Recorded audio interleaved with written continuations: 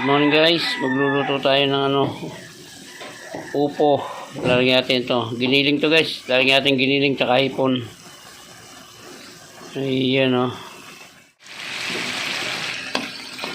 Guys, magigisan tayo. Almusal lang ito guys. Giniling, ginisang upo.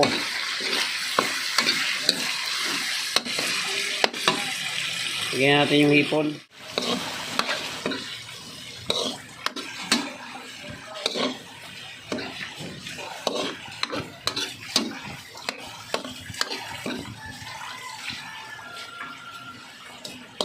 Tatakpan muna natin ng konti bago natin lagyan ng mga ricado yan. Lagyan natin guys ng oyster sauce. Siyempre, walang kamatayang bacon. Ang pamintang ito, lahat na natin. Hindi mo nasasabawan yan. Gawa yung upo nagsasabaw yung upo. Kalahati ng katawan ng upo ay tubig.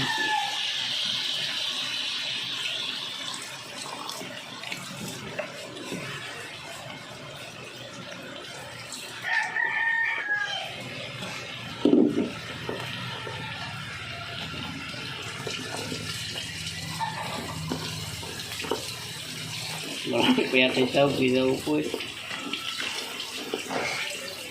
Yan, pagkalagay natin ito, ay haluin natin tapos tatakpan natin yan.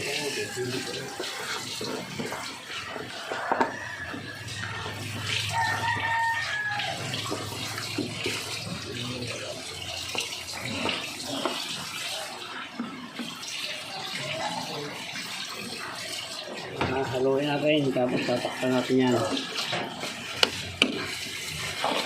Nagkukusa yan, nagkukusa ng tubig yan.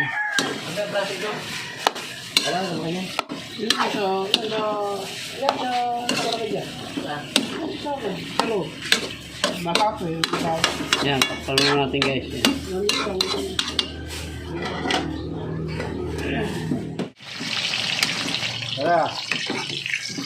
Yan guys, ito nyo naman, wala hindi ko nilagyan ng sabaw yan, puro sabaw na. Kalahati kasi ng upo ay yan tubig. Yan, tikman natin. Medyo matabang pero okay na siguro yan.